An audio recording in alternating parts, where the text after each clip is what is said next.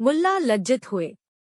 एक दिन सभा में बैठे बादशाह अकबर ने बीरबल को पगड़ी बांधने की कला की तारीफ की। उसी सभा में मुल्ला दो प्याजा नामी एक बादशाह का मुँह लगा सरदार था। बीरबल की तारीफ बादशाह से वह न सुन सका। मन ही मन अपने अपमान से चिढ़कर मुल्ला ने कहा, इसमें कौन सी बड़ी बुद्धिमानी है जिसकी इतनी बड़ाई से हार रही है। इससे कहीं अच्छी पगड़ी तो मैं बांध सकता हूँ। बादशाह ने प्रसन्न होकर दूसरे दिन मुल्ला को अपनी कला प्रदर्शित करने को कहा तथा उस दिन के आवश्यक कार्यों को निपटाकर बादशाह महल में चले गए। मुल्ला मन ही मन आनंदित हो रहे थे। दूसरे दिन बड़े प्रातः ही उठकर नित्य कर्म से निवृत्त हो सभा में समय से पहले ही जा पधारे। जो दरबारी आते वे देखते ही मुल्ला की पगड़ी की तारीफ करते। अंत में बीरबल सहित बादशाह भी आए। बादशाह को मुल्ला की पगड़ी देखकर बहुत प्रसन्नता हुई। बादशाह मुल्ला की पगड़ी की तारीफ करते हुए बोले, यह तो बीरबल की पगड़ी से सचमुच कहीं अच्छी बंधी है। यह सुनकर बीरबल बोले, जहांपनाह, यह मुल्ला साहब की करामात नहीं है बल्कि इनकी स्त्री की है। वास्तव में तारीफ योग्य इनकी स्त्री है, न कि मुल्ला। उसी के सहयोग से आज यह उस सम्मान का प्राप्त हुए। यदि मेरी बात सत्य नहीं है तो मुल्ला साहब अपनी पगड़ी खाल दे और हुजूर के सामने दोबारा बांधे। यदि ऐसी ही सुंदर पगड़ी दोबारा बांध लेंगे तो ठीक है, अन्यथा फिर यही समझा जाएगा कि इन्होंने अपनी स्त्री से बंधवाई है। बादशाह ने बीरबल की बात का मान लिया और मुल्ला साहब को पगड़ी उतारकर दोबारा बांधने का हुक्म दिया। मुल्ला ने पगड़ी उतार ली, किंतु वे बिना शीशे के पगड़ी नहीं बांध सकते थे। उन्हें इधर-उधर झांकते हुए देखकर बीरबल ने चुटकी ली और कहा, मुल्ला साहब क्या चाहे। मुल्ला कुछ न बोले और अपनी पगड़ी बांधना आरंभ किया। शीशा न देखने के कारण उन्होंने जो पगड़ी बांधी उससे सब दरबारी और बादशाह हंस पड़े। मुल्ला बेचारे बहुत लज्जित हुए। बादशाह ने मन ही मन बीरबल की तारीफ की। प्रकट में बादशाह बोले, वाह मुल्ला साहब, आपने तो कमाल कर दिया। जो काम आप स्वयं नहीं कर सकते वह अपनी स्त्री से करवाते। बहन का उद्धार कहानी। दिल्ली नगर में बड़े प्रतिष्ठित और विद्वान पंडित रहते थे। उनके श्रेष्ठाचरण से दरबार में उनका बड़ा मान था। पंडित जी का स्वभाव था कि वह बिना समझे कि किसी कार्य में हाथ नहीं डालते थे और जिस बात को मुख से कह देते उसका प्राणापन से पालन करते। इससे उनका मित्र समुदाय सदा उनसे खुश रहता। एक दिन ऐसी घटना घटी कि जब पंडित जी चौके में बैठकर भोजन करते समय परोस कर रखे गए खाने में बाल निकला तो अपनी स्त्री से बोले, देखो आज तो मैं तुम्हारी पहली भूल के कारण तुम्हें क्षमा करता हूँ, पर आइंदा ऐसी असावधानी करोगी, खाद्य पदार्थ में एक भी बाल निकलेगा तो तुम्हारे सिर के बाल मुंडवा दूंगा। हरी इच्छा बलवान। यद्यपि बेचारी स्त्री अपने स्वामी को जिद्दी स्वभाव का समझकर भयभीत रहा करती और भोजन बनाने या परोसने के समय अपने बालों को खूब संभाल कर बांधे रहती थी, परंतु होनी को कौन रोक सकता है, वह तो होकर ही रहती है। कुछ दिनों उपरांत एक दिन जब पंडित जी फिर भोजन करने बैठे तो उनके खाने की सामग्री में से एक बाल निकाला।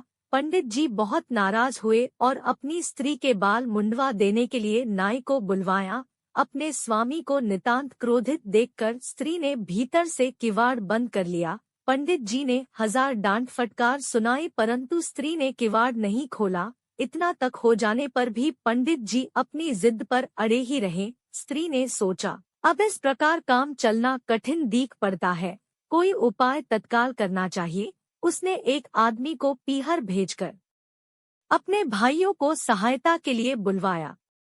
उसके 4 भाई थे। अपनी बहन को इस प्रकार अपमानित होते सुन उन्हें अपने बहनोई की हठवादिता पर खेद हुआ। उसके उद्धार का उपाय सोचने लगे। इतने में उनके बड़े भाई की बीरबल से पुराना परिचय होने का स्मरण हो आया। वह तत्क्षण बहन के उद्धार का उपाय पूछने के लिए बीरबल के घर पहुंचा। उस समय बीरबल चारपाई पर पड़े पड़े किताब पढ़ रहा था। अपने मित्र का संदेश सुनकर उसे पास बुलाया, उसका कुशल समाचार पूछा। वह अपनी बहन की दुर्दशा का आद्योपांत कारण बतलाकर बोला, मैं आपसे अपनी बहन के उद्धार की तरकीब पूछने आया हूँ, मेरी मदद कीजिए। बीरबल बोले, तुम चारों भाई नंगे सिर होकर अपने बहनोई के घर इस ढंग से जाओ मानो कोई मर गया हो, तब तक मैं आ पहुँचता हूँ। इधर पंडित जी ने स्त्री के द्वार न खोलने पर क्रुद्ध होकर नौकरों से कहा, अभी बढ़ी को बुलाकर दरवाजे तोड़ डालो। इसी बीच वे चारों भी नंगड़ंग सिर खोले आ पहुँचे। इनके आने के थोड़ी देर पश्चात बीरबल भी दाह संस्कार का सामान लिए हुए आया और पंडित जी के ऐन द्वार पर टिकटिकी बांधने लगा। उधर स्त्री के भाइयों ने पंडित जी को चारों तरफ से कपड़े ढककर कफनाना प्रारंभ किया। जब पंडित जी ने चींचपड़ मचाई तो वे क्रोधित होकर बोले, खबरदार, चुप पड़े रहो, बिना तुम्हें कफनाए किसकी मजाल है जो मेरी बहन को हाथ लगाए।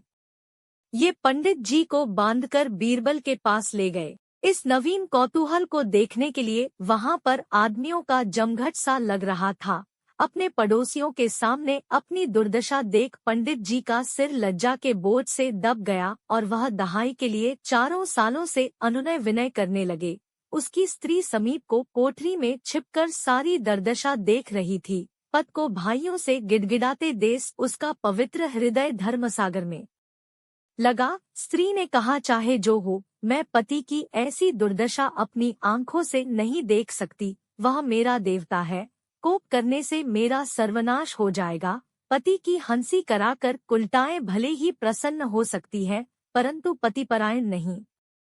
यह किवाड़ खोलकर बाहर आई, अपने भाइयों से उसे छोड़ देने का आग्रह करने लगी। भाइयों को बहन के कहने पर अमल न करते देख बीरबल स्वयं उनसे क्षमा प्रार्थी हुआ, उसके पति को छोड़ देने की आज्ञा दी। पंडित जी छोड़ दिए गए। अंत में उन्हें अपनी हठधर्मी पर बड़ा पश्चाताप हुआ। बीरबल के निर्णय का सबने स्वागत किया। झूठी चापलूसी। बादशाह ने एक रोज सभी दरबारियों से सवाल किया, अगर सबकी दाढ़ी में आग लग जाए, जिसमें मैं भी शामिल हूँ, तो पहले आप किसी दाढ़ी की आग बुझाएंगे? हुजूर की दाढ़ी की। बादशाह को लगा जैसे सब झूठ बोलेते हैं। उन्होंने बीरबल से पूछा, बताओ किसकी दाढ़ी की आग पहले बुझाओगे? हुजूर, सबसे पहले मैं अपनी दाढ़ी की आग बुझाऊंगा, फिर किसी और की दाढ़ी की ओर देखूंगा, बीरबल ने उत्तर दिया। बीरबल के उत्तर से बादशाह बहुत खुश हुए और बोले, मुझे खुश करने के उद्देश्य से आप सब लोग झूठ बोल रहे थे। सच बात तो यह है कि हर आदमी अपने बारे में बहुत सोचता है। मनुष्य की कीमत फटानी। अकबर बादशाह को बुद्धिमान पुरुषों से बड़ा प्रेम था। यही खास कारण था जिससे उनके दरबार में नवरत्न सदैव विद्यमान रहते थे। एक दिन दरबार लगा था और बादशाह अपने राज संबंधी कार्यों को खटाखट निपटा रहा था। उसी समय एक दरबारी बीरबल को नीचा दिखाने के अभिप्राय से बोला, बादशाह माफी मिले तो गुलाम कुछ अर्ज करे। बादशाह ने उसे अनुमति दे दी। वह बोला, गरीब परवर, आज मुझे रास्ते में एक आदमी से एक गरीब की अजीब वार्ता सुनने को आई। वह अमीर अपने नौकर से कह रहा था, तू किसी काम का नहीं जान पड़ता क्योंकि तू मूर्ख है। दूसरा आदमी उस अमीर का नौकर था। उससे सुनकर चुप न रहा गया। वह अपने मालिक सेठ से बड़ी विनम्रता से बोला, सेठ जी, यद्यपि मैं आपका सेवक हूँ, परंतु फिर भी कहना पड़ता है कि बीरबल की ही बुद्धि बड़ी है, अतएव इसका निपटारा उसी के द्वारा ही होना चाहिए। वृद्ध की यह युक्ति बादशाह के मन में बैठ गई और उसने कहा, बीरबल, क्या तुम बतला सकते हो कि मेरा मूल्य और वजन क्या है? इस प्रश्न को सुनकर बीरबल ने विचारपूर्वक उत्तर दिया, पृथ्वीनाथ, यह जौहरियों का काम है, क्योंकि मूल्य लगाना वे ही जानते हैं। यदि हुक्म दे तो एक आवाज में शहर के तमाम जौहरी और साहूकारों को बुला लूं। वृद्ध की मंशो बीरबल को फंसाने की थी, परंतु बीरबल ने अपने बुद्धिबल से उसे फंसा दिया, क्योंकि वह भी जौहरी ही था। बादशाह के हुक्म से नगर के सब जौहरी, सर्राफ और साहूकार बुलवाए गए। वे सब इस आकस्मिक बुलावे से बहुत घबराए हुए थे। बीरबल बोला, नगर के जौहरियों, सर्राफों, साहूकारों, आप लोगों को इसीलिए बुलाया गया है कि आप सब मिलकर बादशाह का मूल्य ज्ञात करें। यह सुनकर सबके सब सा विचार करने लगे। कुछ समझ में न आने पर वह परेशान हो कहने लगे, हमें अभी तक मनुष्य की कीमत लगाना मालूम नहीं है। यदि आप भी विचार करते कि मेरे बिना आपकी क्या कीमत शेष रह जाती है, तो स्वयं सिद्ध हो जाता कि मैं आपके लिए कितना लाभदायक हूँ। उसकी ऐसी बातें सुनकर मैं चकरा गया और अपने लिए कुछ भी हल न कर सका कि मनुष्य की क्या कीमत होती है। पृथ्वीनाथ, आपसे निवेदन करता हूँ कि आप मेरे संदेह को दूर कीजिए। उसके ऐसे वचन को सुनकर बादशाह विचारने लगा, परंतु फिर कुछ निश्चय न कर सका। उसने सोचा, आज सेठ का नौकर कहता था, कल कोई मेरा दरबारी कह बैठे कि बादशाह क्या चीज है, वह तो मैं लोगों के बैठाने से गद्दी पर बैठा, तो फिर मैं उसके क्या जवाब दूंगा। अतएव इसी क्षण उसे अपने मूल्य का निपटारा कर लेना चाहिए।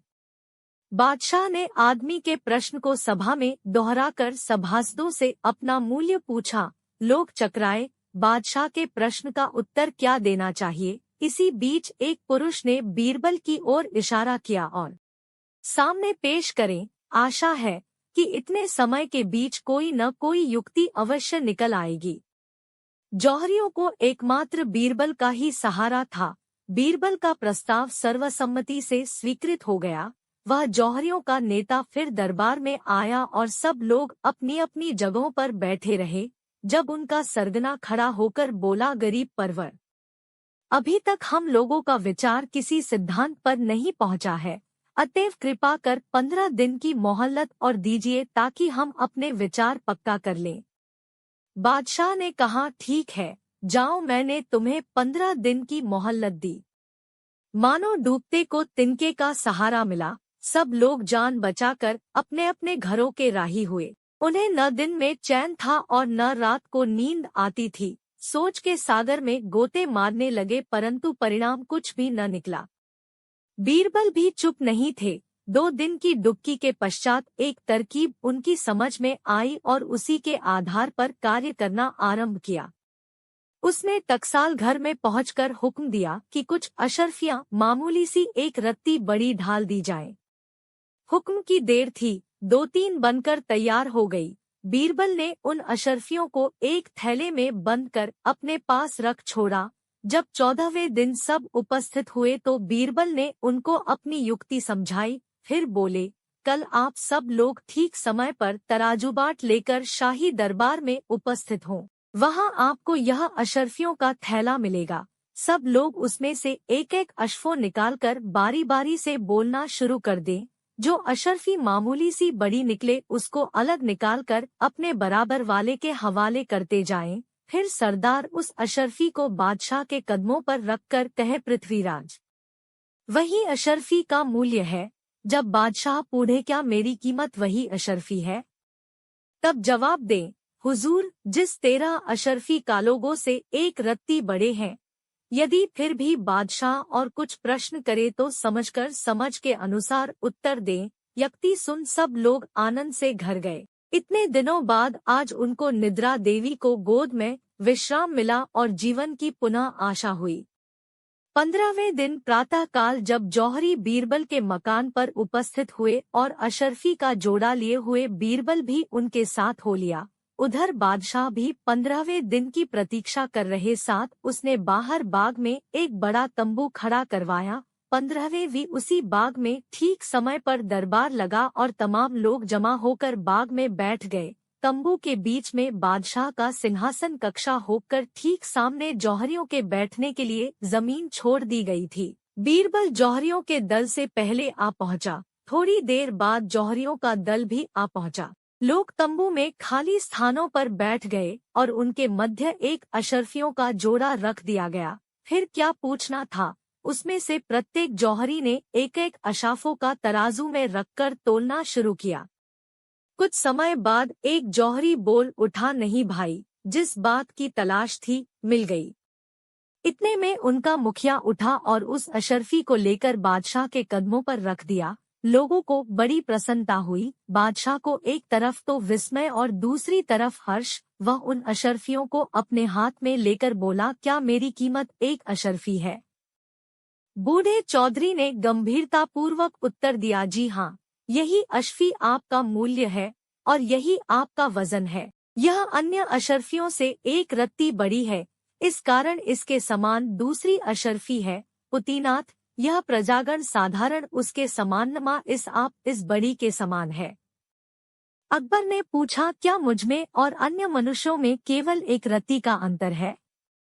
सर्राफों का मुखिया बोला, जी हाँ, गरीब परवर, इसमें कुछ भी संदेह करने की बात नहीं है।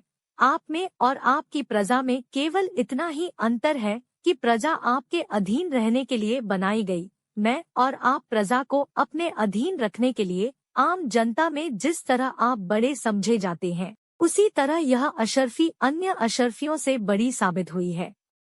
आपको बैठने के लिए ऊंचा आसन मिलता है और जनता वर्ग को बैठने के लिए नीचा आसन दिया जाता है। इन्हीं सबसे निश्चित हुआ कि 1 अशर्फी ही आपका मूल्य है। जौहरी की उपरोक्त युक्ति भरी वार्ता सुन राजा गदगद हो गए और उसने उसके साथियों सहित अच्छा पुरस्कार देने की आज्ञा दी। जौहरी पुरस्कार पाकर मन ही मन बीरबल को आशीर्वाद देता हुआ अपनी मंडली सहित अपने नगर को चला गया। जाओ बुलाकर लाओ। एक रोज सुबह सुबह बादशाह ने अपने सेवक को हुक्म दिया, बुलाकर लाओ। आगे कुछ नहीं बताया। सेवक ने भी नहीं पूछा सका, साहस भी नहीं हुआ था। उसकी समझ में कुछ नहीं आया था कि वह किसे बुलाकर लाए। अपने सभी मित्रों से मदद मांगी, कोई भी नहीं बता सका कि वह किसे बुलाए। अंत में वह बीरबल के पास पहुंच गया। वह जाते ही बीरबल के पैरों में लेट गया और गिड़गिड़ाया, हुजूर, मेरी मदद करो, मैं बड़े संकट में फंस गया हूँ। बताओ तो बात क्या है? बात यह है हुजूर, बादशाह ने आज हुक्म दिया है कि जाओ बुलाकर लाओ। मैं किसे बुलाकर ले आऊं समझ में नहीं आता। जिस समय हुक्म दिया था वे क्या कर रहे थे? नहाने की तैयारी में थे। तो जाओ, जल्दी से नाई को बुलाकर ले जाओ, वे हजामत बनवाना चाहते हैं। सेवक नाई को बुलाकर ले गया। बादशाह बहुत खुश हुए। उन्होंने पूछा, किसने सलाह दी? तुम तो इतने चतुर नहीं हो। जी, यह सलाह बीरबल जी ने दी थी। वह डरते डरते बोला। बादशाह बड़े प्रसन्न हुए। कहानी -6 चिराग तले अंधेरा। एक दिन बादशाह बीरबल के साथ अपनी सबसे ऊंची छत पर बैठे हवाखोरी कर रहे थे। इसी बीच उनके सामने ही दूर एक यात्री को कई चोर मिलकर लूटते हुए दिखाई पड़े। बेचारे यात्री का कुछ वश नहीं चलता था। सारा धन लुट जाने पर वह यात्री बादशाह के महल के समीप पहुंचकर चिल्लाया, यह दुख की बात है कि मैं सरकार के देखते देखते सरे बाजार लुट गया। बादशाह को इस यात्री की करुण पुकार पर बड़ी दया आई और वे बीरबल को डांटकर बोले, क्यों बीरबल, तुम ऐसा प्रबंध करते हो? जब हमारी आंखों के सामने ही बेचारे परदेशी लुट जाते हैं तो आंख के पीछे क्या होता होगा? बीरबल ने उत्तर दिया, पृथ्वीनाथ, क्या आप यह नहीं जानते कि दीपक तो दूसरों को प्रकाश देता है परंतु उसके तले अंधेरा रहता है? बादशाह बीरबल की बातें सच मानकर खामोश रह गए। खोजा के 3 सवाल। एक बार बादशाह ने बीरबल से कहा, बेहद से प्रश्न ऐसे हो सकते हैं जिनका सकते हो सकता है, ऐसे प्रश्न में पूछ सकता हूँ। पूछिए। तुम उत्तर नहीं दे सकोगे। उत्तर देने की कोशिश करूंगा। आप प्रश्न पूछे तो बताओ, धरती का बीज कहाँ है? बीरबल ने देखा बादशाह का एक मुंह लगा खोजा हिजड़ा मुस्करा रहा था। बीरबल से वह खोजा बहुत जलता था। बीरबल समझ गया प्रश्न उसी खोजे ने पूछा है। बीरबल बोला, उत्तर तो मैं अभी दूंगा। जिसने प्रश्न पूछा है बादशाह सलामत, वह स्वयं क्यों नहीं पूछ सका? खैर, उसके और प्रश्न हो तो अभी कर लीजिए, एक साथ उत्तर दे दूंगा। बादशाह मुस्कराए। वास्तव में खोजे ने 3 प्रश्न पूछे थे। क, धरती का बीज कहाँ है? ख, आकाश में कितने तारे हैं? ग, धरती पर कितने मर्द हैं?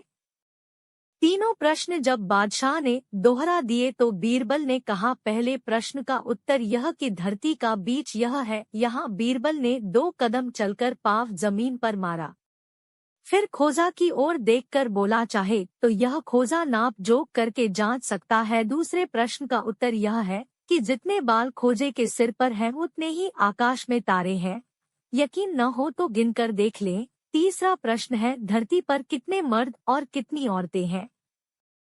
इसका हिसाब निकालने में दिक्कत है।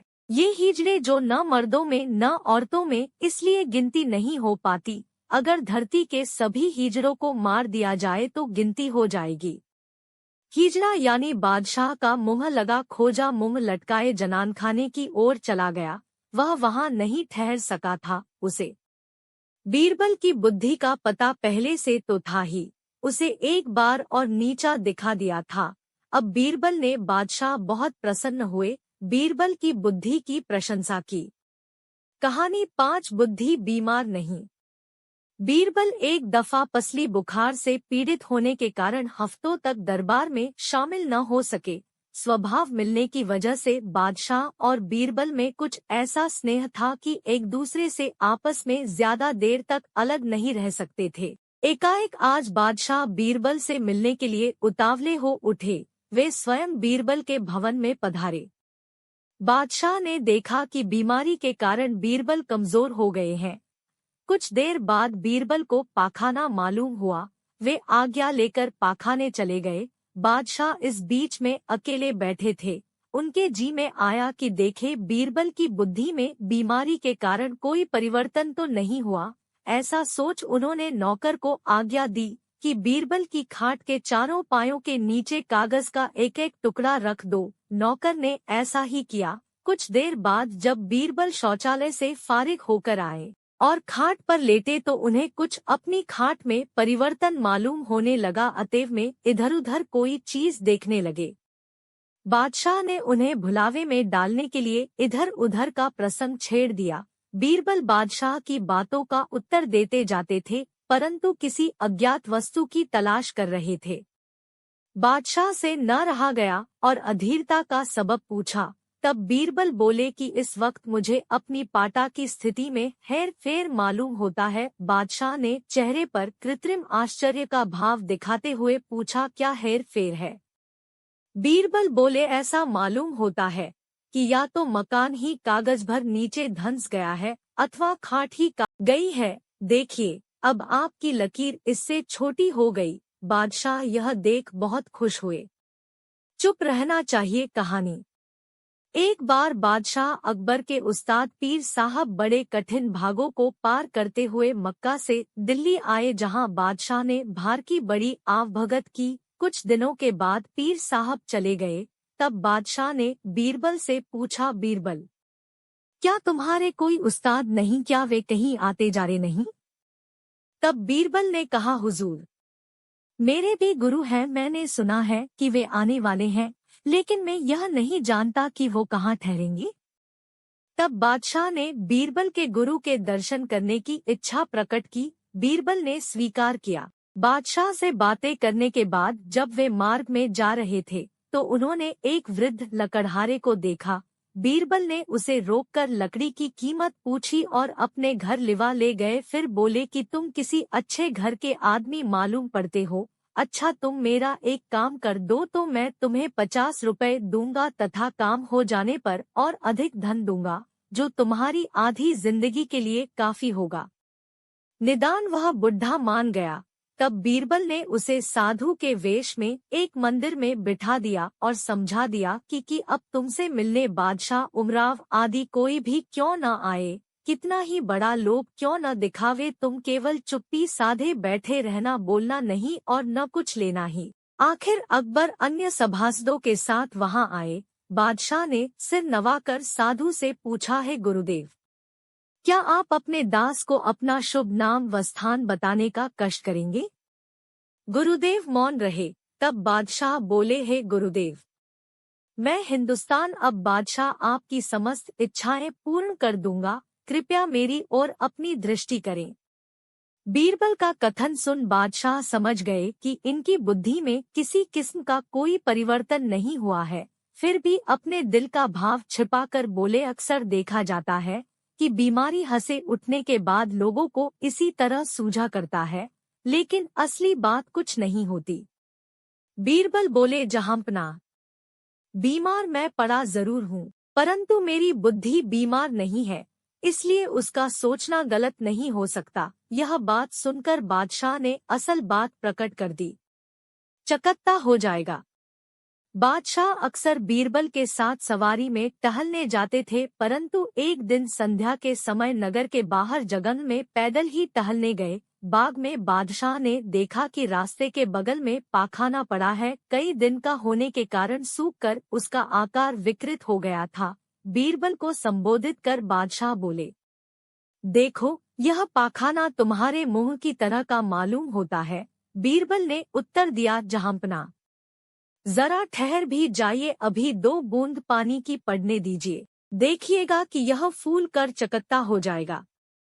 बादशाह यह सुन शर्मिंदा हो गए, क्योंकि फारसी भाषा में चकत्ता पाखाने के ताजे छींटे को कहते हैं, और चकत्ता बादशाह अकबर की जाति का भी नाम था। छोटी बड़ी लकीर।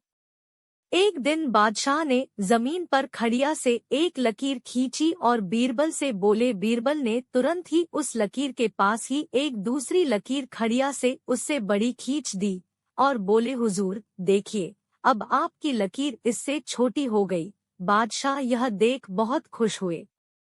चुप रहना चाहिए कहानी। एक बार बादशाह अकबर के उस्ताद पीर साहब बड़े कठिन भागों को पार करते हुए मक्का से दिल्ली आए, जहां बादशाह ने भार की बड़ी आवभगत की। कुछ दिनों के बाद पीर साहब चले गए। तब बादशाह ने बीरबल से पूछा, बीरबल, क्या तुम्हारे कोई उस्ताद नहीं? क्या वे कहीं आते जा रहे नहीं? तब बीरबल ने कहा, हुजूर, मेरे भी गुरु हैं, मैंने सुना है कि वे आने वाले हैं, लेकिन मैं यह नहीं जानता कि वो कहाँ ठहरेंगी। तब बादशाह ने बीरबल के गुरु के दर्शन करने की इच्छा प्रकट की। बीरबल ने स्वीकार किया। बादशाह से बातें करने के बाद जब वे मार्ग में जा रहे थे, तो उन्होंने एक वृद्ध लकड़हारे को देखा। बीरबल ने उसे रोककर लकड़ी की कीमत पूछी और अपने घर लिवा ले गए। फिर बोले कि तुम किसी अच्छे घर के आदमी मालूम पड़ते हो। अच्छा, तुम मेरा एक काम कर दो तो मैं तुम्हें 50 रुपए दूंगा, तथा काम हो जाने पर और अधिक धन दूंगा, जो तुम्हारी आधी जिंदगी के लिए काफी होगा। निदान वह बुढ़ा मान गया। तब बीरबल ने उसे साधु के वेश में एक मंदिर में बिठा दिया और समझा दिया कि अब तुमसे मिलने बादशाह, उमराव आदि कोई भी क्यों न आए, कितना ही बड़ा लोग क्यों न दिखावे, तुम केवल चुप्पी साधे बैठे रहना, बोलना नहीं और न कुछ लेना ही। आखिर अकबर अन्य सभासदों के साथ वहां आए। बादशाह ने सिर नवाकर साधु से पूछा, है गुरुदेव, क्या आप अपने दास को अपना शुभ नाम व स्थान बताने का कष्ट करेंगे? गुरुदेव मौन रहे। तब बादशाह बोले, है गुरुदेव, मैं हिंदुस्तान। अब बादशाह आपकी समस्त इच्छाएं पूर्ण कर दूंगा, कृपया मेरी ओर अपनी दृष्टि करें। फिर भी गुरुदेव का मन न डिगा।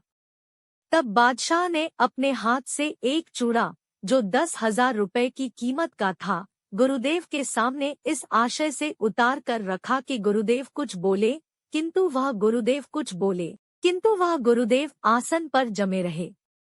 तब निराश हो बादशाह खड़े हो गए और बोले, रे जो आगंतुक के साथ ऐसा कठोर व्यवहार करे, उससे बात करना ही व्यर्थ है। क्या पता था कि मूर्ख से पाला पड़ेगा।